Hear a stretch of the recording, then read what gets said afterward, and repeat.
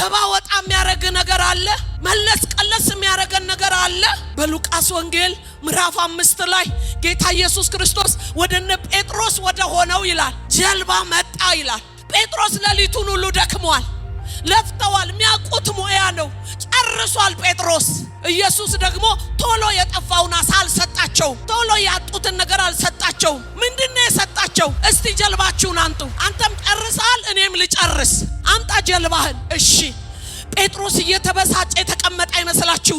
እየተናደደ ሌሊቱ ሙሉ እንደዚህ አተን ምን እያደረገ ነው? መጨረስ አለበና ጴጥሮስ መጨረስ አለበታ፣ ማጠናቀቅ አለበታ። ልክ ጴጥሮስ ነገር ሁሉ ጨርሶ ኢየሱስም ካስተማረ በኋላ ይላል ኢየሱስ ወደ ጴጥሮስ ዞራል። ጴጥሮስ አለ ታንኳህን ወደ ጥልቁ ፈቀቅ አርገጣል ሲለው፣ አረ ሌሊቱንም ደክመናል፣ ተቸግረናል፣ አተናል፣ ምንም የለንም፣ ጎሎናል አለ። ነው አዎ ችግር የለም ጣል፣ አንተ ካልክ ግን መረባችንን ወደ ጥልቁ እንጥላለን አለ። ስንጨርስ ሲያልቅ ስንለይ ከምናቀው አብርሃም እንደሱ ነው የሆነው። ጨረሰ። ከሎጥ ጋር የነበረው ግንኙነት ጨረሰ። ከሎጥ ጋር የነበረው ወጣ ገባ ጨረሰ። ስለዚህ እግዚአብሔር ከዚህ ነገር በኋላ እንደዚህ ያስብል ነገር ይመጣል። እኔ አላቀም። አንዳንዶቻችሁ ከሆነ መታዘዝ በኋላ ከሆነ ከእግዚአብሔርን እሺ ካላችሁት በኋላ የሆነ እግዚአብሔር ወይ ፍቃድ ይሁን ካልሽው በኋላ ማንም አይመጣም፣ እግዚአብሔር ራሱ ይመጣል። ሊያስገርምሽ ይመጣል፣ ሊያስገርምህ ይመጣል፣ ሊያስደንቅህ ይመጣል።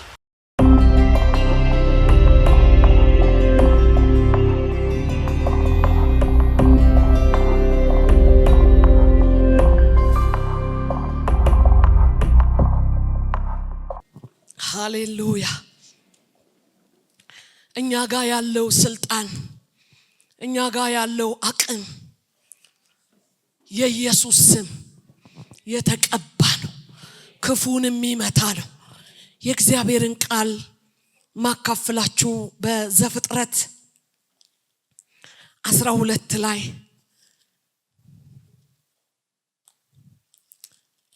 በጣም ይቅርታ እንደው ለቃሉ ክብር ቆመን ብናነበው ደስ ይለኛል።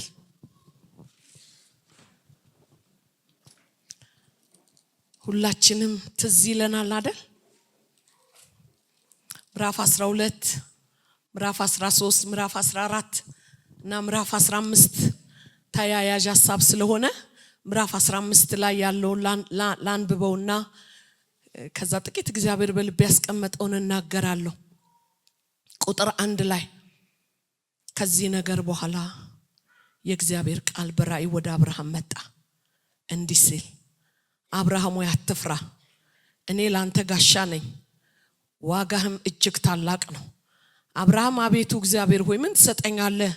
እኔም ያለ ልጅ ሄዳለሁ፣ የቤት የመጋቢ የደማስቆ ሰው ኤሌዘር ነው አለ። አብርሃምም ለኔ ዘር አልሰጠኝም፣ እነሆ በቤቴ የተወለደ ይወርሰኛል አለ። እነሆም የእግዚአብሔር ቃል እንዲህ ሲል መጣለት፣ ይህ አይወርስም፣ ነገር ግን ከጉልበትህ የእግዚአብሔር ቃል እንዲህ ሲል መጣለት፣ ይህ አይወርስም፣ ነገር ግን ከጉልበት የሚወጣው ይወርስሃል። ወደ ሜዳም አወጣው፣ ወደ ሰማይ ተመልከት አለው እያለ ይላል። እንቀመጣለን። የእግዚአብሔር ቃል እዚህ ስፍራ ላይ ምዕራፍ 15ኛው ላይ እግዚአብሔርም ይላል ከዚህ ነገር በኋላ እግዚአብሔር ወደ አብርሃም በራእይ መጣ ይላል። ከየት ነገር በኋላ? ምን ከሆነ በኋላ? ምን ከተፈጠረ በኋላ? እግዚአብሔርን ትልቁን እግዚአብሔርን ይሄ ሰማይና ምድር የፈጠረውን እግዚአብሔርን እንዲመጣ ያደረገው ወደ አብርሃም ጓዳ፣ ወደ አብርሃም ቤት፣ ወደ አብርሃም ኑሮ እንዲመጣ ያደረገው እኔ እኮ ምላችሁ ሰው አይደለም የመጣው። ትልቁ እግዚአብሔር ሰማይን የፈጠረ ምድርን የሰራ በውስጡ ያለውን ሁሉ ፍጥረታት የፈጠረ አምላክ ወደ አብርሃም ቤት፣ ወደ አብርሃም ህይወት እግዚአብሔር መጣ ይላል። ነገስታት አይደለም ያልኩት፣ የሆነ ባለጠጋ ሰውዬ አይደለም ያልኩት፣ የሆነ ኑሮ ቀያሪ ሰው አይደለም ያልኩት። ሃሌሉያ። ራሱ እግዚአብሔር መጣ። ግን አንድ ነገር ይላል ከዚህ ነገር በኋላ ከዚህ ነገር በፊት ምን ሆኗል? በአብርሃም ሕይወት ምን ተፈጽሟል? በአብርሃም ኑሮ ውስጥ ምን ተከናውኗል? እግዚአብሔር ሰማይ ምድርን የፈጠረ እንዲመጣ ያደረገው አብርሃም ምን አደረገ? ጥቂት ደቂቃ ወደ ኋላ ሄዳለሁ። ምዕራፍ 12 ላይ እግዚአብሔር እንደዚህ አለው፣ ከሀገር ከዘመድ ከወገን ከአባት ቤት ተለይተ ውጣ እኔ ወደማሳይ ምድር። እግዚአብሔር ወደ አብርሃም ቤት እንዲመጣ ያደረገው የሆነ ምዕራፍ 12 ላይ አብርሃም አንድ የታዘዘው ነገር አለ ማለት ነው። አንድ የተራመደው ነገር አለ ማለት ነው። እሺ አለ። አንተ ፈለከኝ አለው። ጣዖት አምላኪ ነው። ጣዖት ማምለክ ብቻ አይደለም፣ ጣዖት እየሰራ ከሚሸጥ ፋሚሊ ውስጥ የመጣ ሰው ነው። እግዚአብሔር ወይ አንተ አልካለው። ደሞ የሚደንቃችሁ እኛ አብርሃምን ስንል ደሃ ነው። አብርሃም ምንም እንዳይመስላችሁ መጽሐፍ ቅዱስ ቁጭ ብያይ ነበርና በጣም ባለጠጋ ነው። በጣም ባለ ሀብት ነው። ወደ 318 ባሪያዎች ያሉ ሰው ነው። እግዚአብሔር ግን ድምጹን ይዞ ሲመጣ አንተ ካልክ እሺ እለያለሁ እወጣለሁ ብሎ አብርሃም ወጣ። ምዕራፍ 12 ግን የሚደንቃችሁ የምር ወጥቷል አብርሃም። የምር የእግዚአብሔርን ፕሮግራም በ12 በ13 በ14 ውስጥ ወደ አብርሃም እግዚአብሔር ሲመጣና ያለን አናይም። እግዚአብሔር ወደ አብርሃም መጣ የሚል ነገር የለም። ግን አንድ ነገር ያለው አብርሃም ከሆነ ነገር እየራቀ ሃሌሉያ ከሆነ ነገር እየሸሸ ከሆነ ነገር እየወጣ ወደ እግዚአብሔር እየመጣ እንደሆነ ይታየኛል። አብርሃም በምዕራፍ 12 ላይ ከሀገር ሲለው እሺ ብሎ ወጣ። የሚደንቃችሁ ሲወጣ ብቻውን አልወጣም። ያጎቱን ልጅ የሆነውን ሎጥን ይዞ ወጥቷል። ምክንያቱም እግዚአብሔር ካለ አለ ነው። ሁሉን ነገር ተታውጣ ነው የተባለው። ግድ የለም ያጎት ልጅ ከሆነ ችግር የለም። ቀደም ፓስተር ይለን ነበር አይደለ?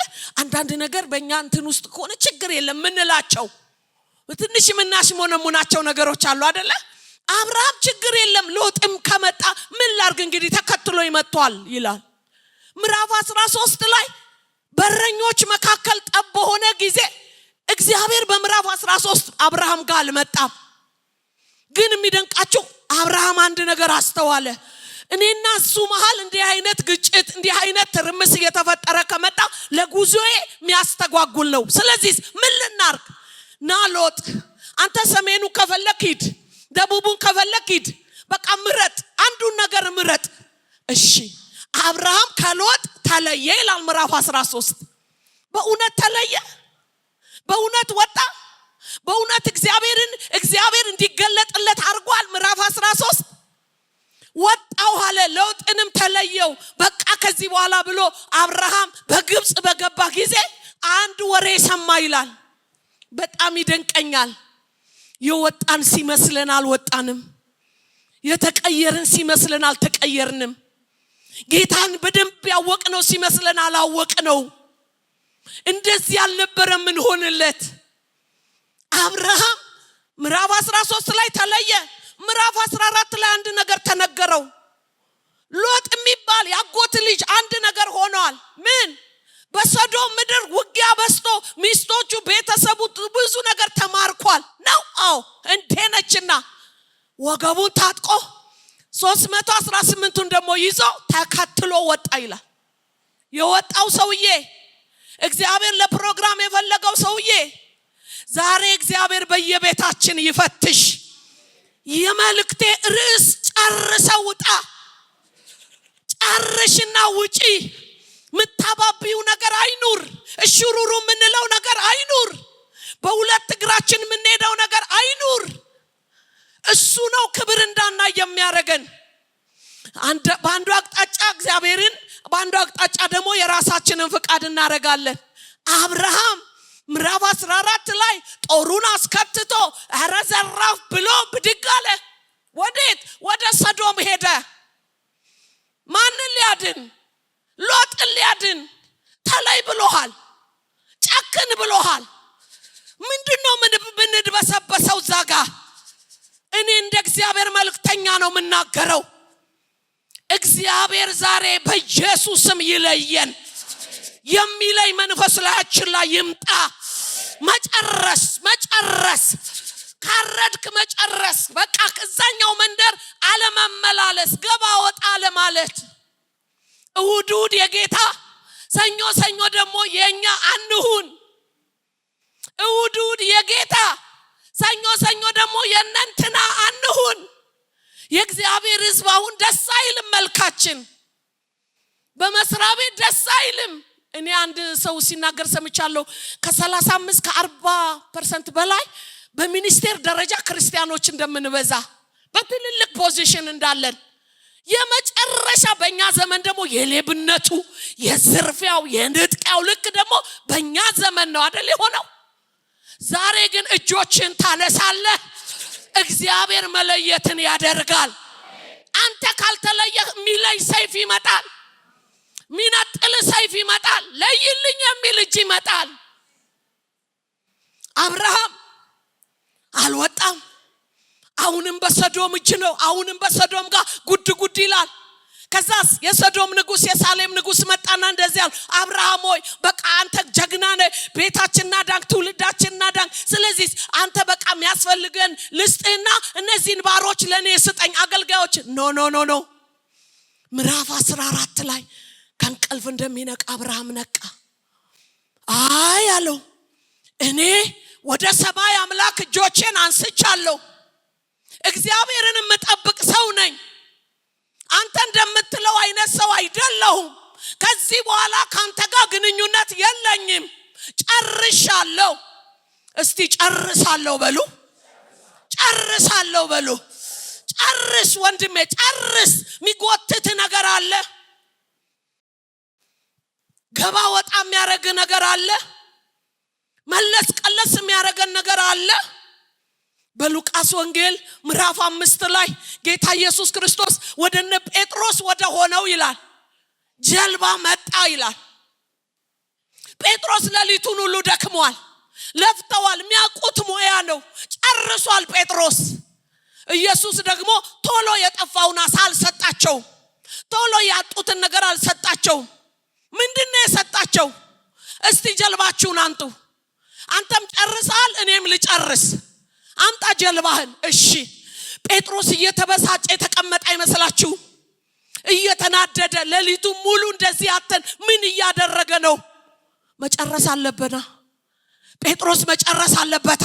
ማጠናቀቅ አለበታ። ልክ ጴጥሮስ ነገር ሁሉ ጨርሶ ኢየሱስም ካስተማረ በኋላ ይላል ኢየሱስ ወደ ጴጥሮስ ዞራል።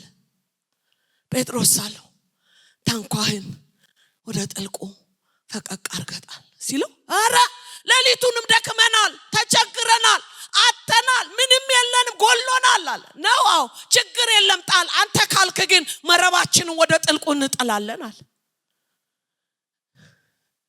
ስንጨርስ ሲያልቅ ስንለይ ከምናቀው ከምንዳልፍበት ለጴጥሮስ አሳና ማጥመድ አዲስ አይደለም፣ ግን አለቀ።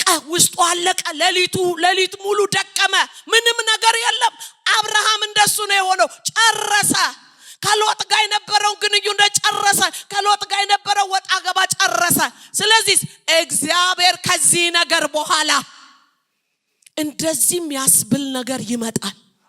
እኔ አላቅም። አንዳንዶቻችሁ ከሆነ መታዘዝ በኋላ ከሆነ ከእግዚአብሔርን እሺ ካላችሁት በኋላ የሆነ እግዚአብሔር ወይ ፍቃድ ይሁን ካልሽው በኋላ ማንም አይመጣም። እግዚአብሔር ራሱ ይመጣል። ሊያስገርምሽ ይመጣል። ሊያስገርምህ ይመጣል። ሊያስደንቅህ ይመጣል። አብርሃም ከዚህ ነገር በኋላ ከምን ወጣ ገባ ከማለት በኋላ ከማይገባ መንገድ ከመሄድ በኋላ አንዳንዴ ዘመዴን፣ አንዳንዴ ወገኔን፣ አንዳንዴ ያገሬን ልጅ እያሉ ገባ ወጣ ካለ በኋላ እግዚአብሔር ራሱ መጣ። አብርሃም ሆይ ያለው እኔ ላንተ ጋሻ ነኝ። ሰምቶ ያቅም ይሄን ድምጽ ቻላቦራ ሰምቶ ያቅም። ምን አይነት የተባረከ አምላክ ነው!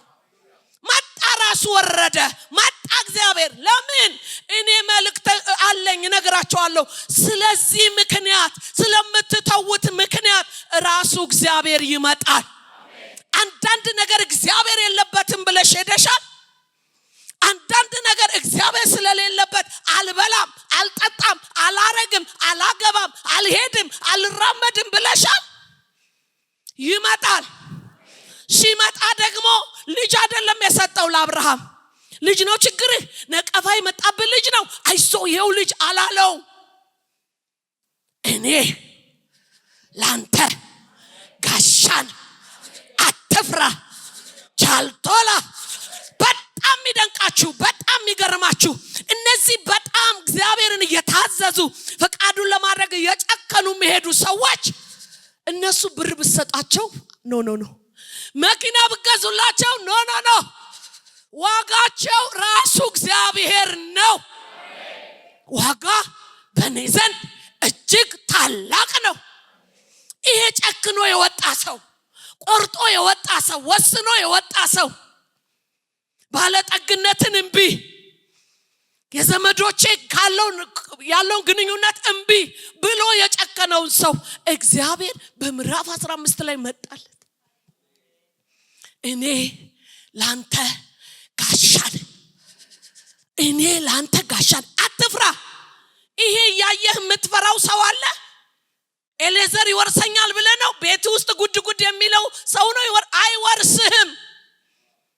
አይወርስም ለምን እኔን ታዘወታልና ይህን ትምህርት እየተዘጋጀው ወገኖቼ ፊልጵስዩስ ምዕራፍ 2 ላይ ይወስደኛል ስለዚህም ምክንያት ስማም በቃ ግን ጌታ ኢየሱስ በነገራችሁ በተለይ እኔ በጅምላ አይደለም ጭክን ብላችሁ ጥርሳችሁን ነክሳችሁ ጌታዬን አስከብሬ አልፋለሁ ምትሉ ያስገርምህ ኢየሱስም ይላል በሰማይ የነበረው ስፍራ ለቆ የባሪያን መልክ መስሎ ባዶ ሆኖ የተዋረደ ሆኖ ዝቅ ብሎ መጣ ይልና ስለዚህም ምክንያት አያችሁ የሆነ ምክንያት እግዚአብሔር ይፈልጋል ጨክን ቁረጥ ወሰን አልበላም ስትል መብል ያዘጋጃል አልጠጣም ስትል መጠጥ ያዘጋጃል አላረገውም ስትል እግዚአብሔር በጎነቱን በህይወት ያደርጋል ለአብርሃም እግዚአብሔር መጣ ምን ብሎ እኔ ላንተ ጋሻን ታዲያ ለዚህ ሰው ምን ትሰጠዋለህ በብር በይስሐቅ በሚባል ልጅ ይሄ አይደለም እኔ እግዚአብሔር ውስጤ ተናግሮኝ የመጣሁት እምትተው ምጨክኑ ሰዎች የሆነ የጸሎት ጥያቄያችሁ ይመለሳል ብዬ በጣም ትንሿን ነገር ልነግራችሁ አይደለም ወደ ትልቁ የዘላለም ፕሮግራም ወደ ትልቁ የዘላለም አጀንዳ ፈጣን የሆነ እድገት ፈጣን የሆነ ለውጥ ፈጣን የሆነ የህይወት መቀየር 20 ዓመቴ ነው 40 ዓመቴ ነው 30 ዓመቴ ነው ያል አንቀመጥም ፈጣን ጉብኝት ውስጥ መግባት ይሆናል አብርሃም መጣለት እኔ ላንተ ጋሻን አያችሁ ማስታጠቅ የፈለገው እግዚአብሔር አንድ ልጅ ሰጥቶ አብርሃም የሆነ ሼልፍ ውስጥ እንዲገባ አይደለም አንተ የአሕዛብ አባት ነህ አንተ የትውልድ አባት ነህ ምዕራፍ 15 ምዕራፍ 16 ምዕራፍ 17 መጣ እኔ ኤልሻዳይ ነኝ አብርሃም ይወጣ ይመስላል ብያቸዋለሁ እዛው ጉድ ይላል ከአጋር ጋር የማይገባ ነገር መጣ እግዚአብሔር እኔ ኤልሻዳይ ነኝ በፊቴ ተመላለስ ፍጹም ሁን ቅድስናህን ጠብቅ አንተ ትልቅ ራእይ ያለ ትልቅ ዓላማ ያለ ዛሬ እግዚአብሔር ህዝቦ ይናገራል አጠገብ ያለውን ሰው ይቅርታ አድርጉል አንተ ላይ ያለው ዓላማ ትልቅ ነው ከዚህ የተነሳ ነው አንዳንድ ነገሮችን የምታወው የምጨክነው ግዴላችሁ አንዴ እግዚአብሔርን ቤት እንረግጣለን አንዴ ዓለም እንረግጣለን አይሆንም ዛሬ ስለተመረጥንበት ስለተጠራንበት ጉዳይ በኢየሱስ ክርስቶስ ስም መታገስ የሚገባንን መለወጥ የሚገባንን እንቢ ማለት የሚገባንን በኢየሱስ ስም እንቢ እንላለን የሳሌም ንጉስ እኮ ለአብርሃም ሲመጣ በአጭር ጊዜ እኮ ባለጠጋ ሊያደርገው ነው ምን አለፋው? ለዚህ መሰለኝ ማቴዎስ 4 ላይ አይደል መጣኩ ሰይጣን ኢየሱስ ሆይ አንተ የምትፈልገውን ነገር ማግኘት ነው፣ በቃ ባጭር ነገር ታገኘዋለህ፣ ወድቀ ስገድ። አይገርማችሁም? አለ የሆነ ትልቅ አጀንዳ እንዳለብህ ሲያቅ፣ ትልቅ ፕሮግራም እንዳለብህ ሲያቅ፣ የምትወድቅበትና የምትመችበት ትንንሽ ነገር ይዞ ይመጣል። ዛሬ ግን ከባድ መንፈስ አንተ ላይ ይቀመጣል። እምቢ የምትልበት አቅም ይለቀቃል፣ ጸጋ ይለቀቃል፣ አቅም ይለቀቃል፣ መንፈስ ይለቀቃል፣ ቅባት ይለቀቃል። ጸልዬ ነው የመጣሁት። ስለናንተ በእግዚአብሔር ፊት ጮኬያለሁ። እኔንም እግዚአብሔር እያስተማረኝ ነው የመጣሁት ስለ ትልቁ አጀንዳ፣ በክርስቶስ ስላለው ዓላማ። እምቢ ይባላል። እሺ ብቻ አይደለም፣ እምቢ። አልፈተንኩትም፣ እምቢ። አልበላውም፣ እምቢ። እንዴ የንጉስ መብል እኮ ነው አሉት አይደል ዳንኤልን። የንጉስ መጠጥ እኮ ነው፣ ይሄና ይሄንን ብትበላ እምቢ። ለምን? ትልቅ ፕሮግራም አለ። በ127 ሀገር እግዚአብሔር አምላክ ነው የዳንኤል አምላክ እንዲባል። ዳንኤል ዛሬ ሽምብራ ቢተው፣ ማልቶላ ቁርጥ ቢተው፣ ስጋ ቢተው፣ ነገ እኮ የዳንኤል አምላክ ሊባል ነው። የእግዚአብሔር ሕዝብ ነገ ሌላ ቀን ነው። ነገ ሌላ ቀን ነው። ታሪክ የሚለወጥበት ቀን። እኔ ይህን ፕሮግራም እግዚአብሔርን ቃል ሲሰጠኝ ፓስተር እዚህ ቦታ ነበረን አገልግሎትና እዛች ጋር ተንበርክኬ ነው እግዚአብሔር ሲጨርሱ በትልቅ ክብር እመጣለሁ በያቸዋል። ጨርሱ። አንዳንድ ነገር ይዛችሁ አትሂዱ። መጨረስ ያለባችሁን ጨርሱ። በ127 ሀገር የዳንኤል አምላክ ሊባል ዛሬ ምናልባት ሽምብራ መብላት ይሆናል። ዛሬ ስራአትህ ኑሮ የሆነ ነገር አለካም ብለህ ይሆናል። እኔ ግን እነግራቸዋለሁ፣ መልእክት አለኝ። ስለምትተውት ነገር፣ በእግዚአብሔር ፊት አላረገውም ስላልከው ነገር ብዙዎች ምናልባት ከስራ በሚሰናበቱበት ዘመን ምናልባት እግዚአብሔር እንደ መርዶክዮስ አንተን ቀና ቀና የሚያደርግ ጊዜ ይመጣ ይሆን አላቅም። እግዚአብሔር ለአብርሃም መጣ፣ እኔ ላንተ ካሻል፣ እኔ ላንተ አቅም ነኝ። አያችሁ፣ ከልጁ ይልቅ ራሱን መትከል ፈለገ፣ ራሱን መሾም ፈለገ፣ ራሱን ማክበር ፈለገ። እነ ጴጥሮስም ይሄን የሆነው እሺ አንተ አልክ፣ ኦኬ መረባችንን እንጥላለን ሲሉ ትልልቅ አሳዎች ተያዙ ይላል አይደል? ደስ ይላል። ትልልቅ የጸሎት መልስ። እውነት ጌታ ኢየሱስ አሳ መስጠት ነው እንዴ ፕሮግራሙ? ትልልቅ አሳ ሰጥቶ ዝማሬ በዝማሬ ማድረግ ነው እንዴ? አይደለም። ሲደነቁ ሲገረሙ፣ አቤት የዛሬ ሌሊት፣ አቤት የዛሬ ሌሊት እንዲህ ብናጣም ታምር ሆነልን ቢሉ፣ ኢየሱስ በዚህ ደስታ ውስጥ መጣና እንግዲህ ከዚህ በኋላ አሳ አጥማጅ ሆናችሁ አትቀጥሉ። በቃ እየተደነቅ ጉድ ስትል ቀጥል ወደ ሌላ ፕሮግራም፣ ቀጥል ወደ ሌላ አጀንዳ፣ ሰውን ወደምታጠምድበት፣ ትውልድን ወደምትቀርጽበት፣ ህዝብን ወደምታነሳበት ቀጥል በኢየሱስ ስም። ቻልቶላ ፔልታሎ ባራ እግዚአብሔር እንደዚህ ነገር ፕሮግራም በህይወታችሁ ይጀምራል። ጴጥሮስ ይሄ ነው የሆነው። እየተደነቁ አንተ የዛሬ አሳ ይገርማል፣ ኢየሱስ ያጠመደው፣ አቤት ዛሬ ደስ የሚል ነው ያሳ፣ እንደው እንዴት አይጣፍጥ ገና ተባብለው ሳይጨርሱ አንዳንድ እንደዚህ አፋችን ላይ ያለ ይመጣል ፈልገዋለሁ። እንደሱ አይደል አብርሃም ቤት የሆነው? አብርሃም ቤት እኮ እንደሱ ነው። ልጅ መጣ፣ ጌታ ይባረክ፣ እልል በሉ ሲባል እግዚአብሔር ደግሞ መጣ። አይፈልግም። የሆነ ነገር ላይ እንድትቆም አይፈልግም። የሆነ መገለጥ አለ፣ የሆነ መረዳት አለ፣ የሆነ ክብር አለ፣ የሆነ መንፈስ አለ፣ የሆነ መረዳት አለ። አቤት የሷ ትዳር፣ አቤት የሷ ልጅ፣ አቤት የሷ ባል፣ አቤት የሷ ኑሮ፣ አቤት የሷ ንግድ፣ አቤት ምናምን እሱ ጋር አይሰራም። እሱ ከዘላለም አጀንዳ፣ ከዘላለም ፕሮግራም፣ ከዘላለም እቅድ በኢየሱስም ህይወታችሁን ይዞ ይግባ።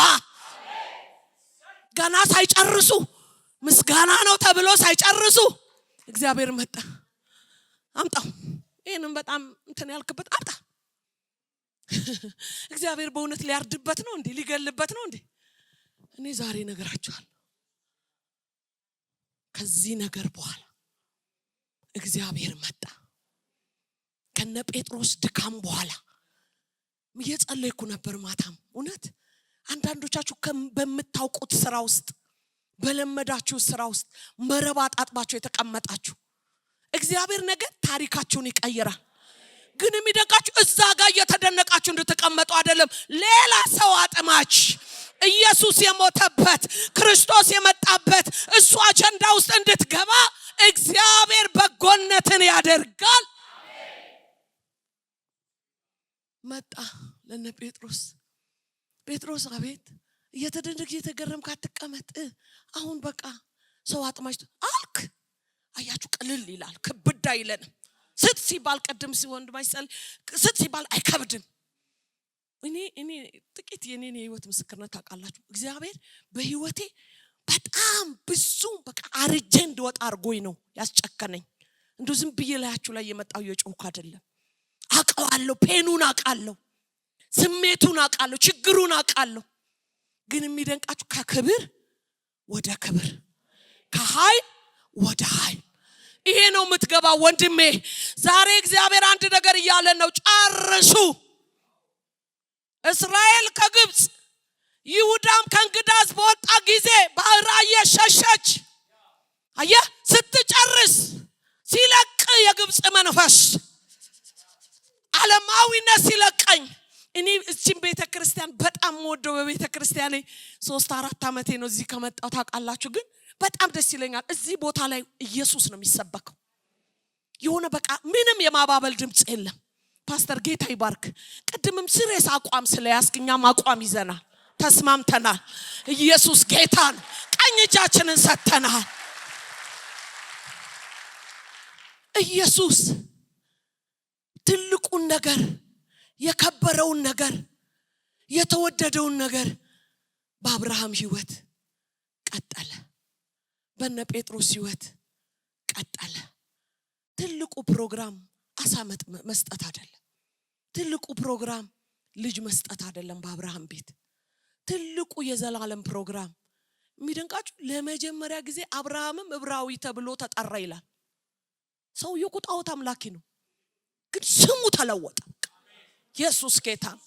ከአብርሃም ጀምረ ነው 12 ነገድ የምታስበው።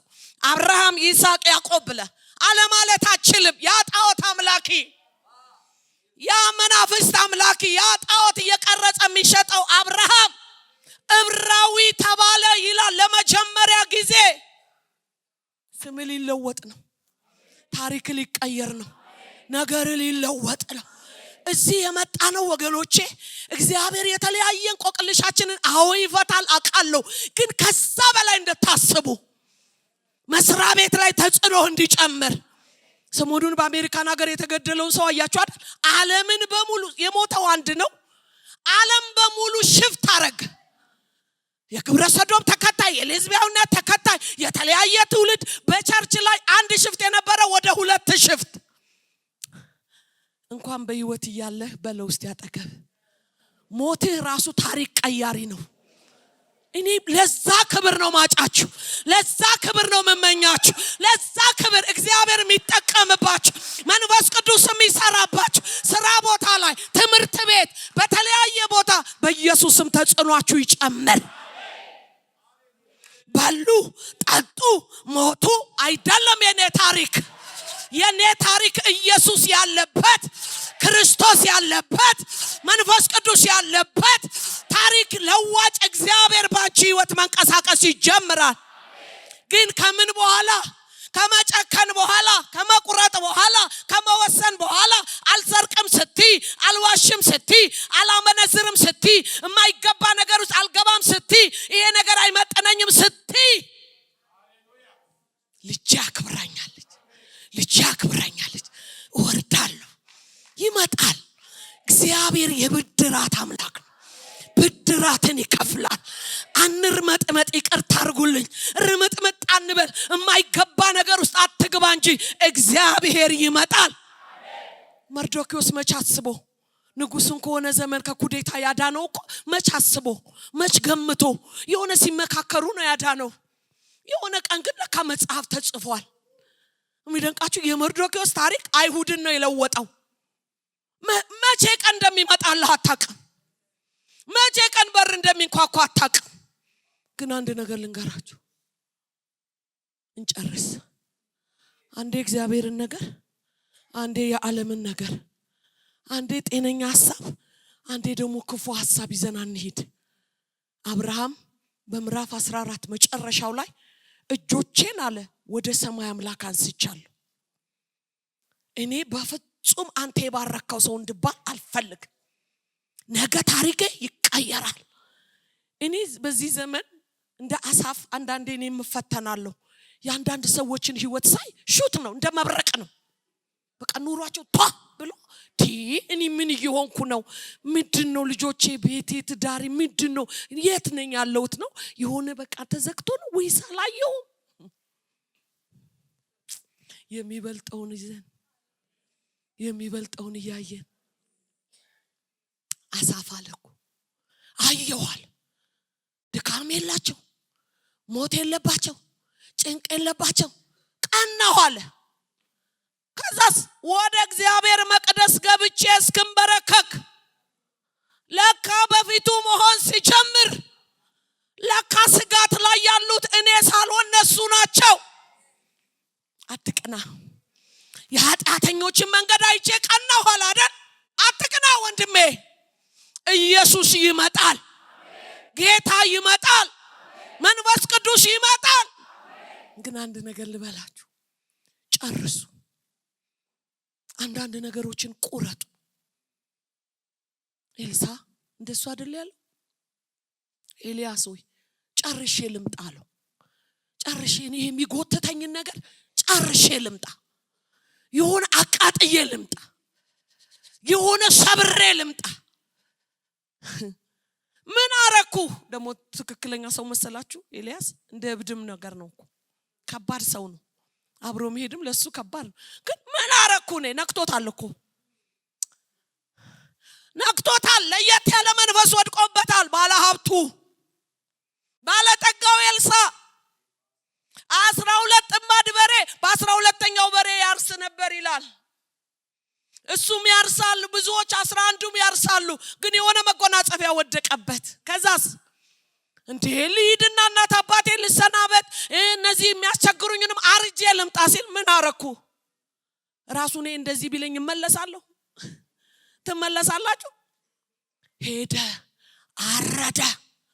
መጥቶ ደግሞ የሆነው ልንገራችሁ፣ እጅ አስታጣቢ። ጥሩ ቦታ እንኳን አልተሰጠው። አንተ ባለ ሀብት ነህ፣ አንተ ባለ ጠጋ ነህ፣ ና ካጠገቤ ሆነ አብረን እናገለግላ አላለውም ኤልያስ። እጅ አስታጣቢ። አንችልም እኮ እሱ ግን ያውቃል። የመጨረሻው ምዕራፍ ላይ ሲደርስ አንተ ሰውዬ እኔ ልሄድ ነው ተመለስ አለው። ኤልያስ ተመለስ አልከኝ? አዎ። እንግዲህ ዛሬ አንድ ሚስጥር ነገር አለው። ሳብሰለስለው ነበር፣ ውስጤ ሲብላላ ነበር። ምንድነው የምትፈልገው? አንተ ላይ ያለው መንፈስ እጥፍ መንፈስ የመጨረሻ ሂድ እያለው እኮ ነው ኤልያስ። ሂድ ተመለስ። እኔ ኤልያስ እንዴት እንደጨከነበት ይህን ባለጠጋ ሰውዬ አርዶ የመጣ ቆርጦ የመጣውን ሰውዬ እንዴት እንደጨከነበት አላውቅም። ግን ሂድ ሲለው አንድ ነገር አለ። ዝም ብዬ እየተከተልኩ ነው። የምታረገውን እጅ እያስታጠብኩ ብቻ አይደለም። አንድ ነገር ውስጤ ገብቷል። አንድ ነገር አለ። የሆነ ከተማው ጭንገፋ አለ። የሆነ ችግር አለ። በአንተ ያላለቀ አገልግሎት አለ። እሱን መቀጠል እፈልጋለሁ። አንተ ላይ ያለው መንፈስ እጥም መንፈስ በእኔ ላይ ይምጣ። ዛሬ ጨርሰ ስትመጣ የሀገር እንቆቅልሽ ይፈታል። የትውልድ ቀንበር ይሰበራል። ቆመን እንጸልያለን። ማርዳቫ ሳትራላቦራ ሌላ ነገር አለ። ሌላ ክብር፣ ሌላ መንፈስ፣ ሌላ አቅም፣ ሌላ ጉልበት፣ ሌላ ጥሪ አለ። ሌላ ተልኮ፣ ሌላ ሚሽን ቀን አለ። ኢትዮጵያ ስትጠበቅ ወደ ምስራቅ አፍሪካ ገና ወደ አረብ ሀገር ገና ወደ ዓለም እሳቱን ይዘን እንወጣለን። ዛሬ በኢየሱስ መጨረስ ይሁን።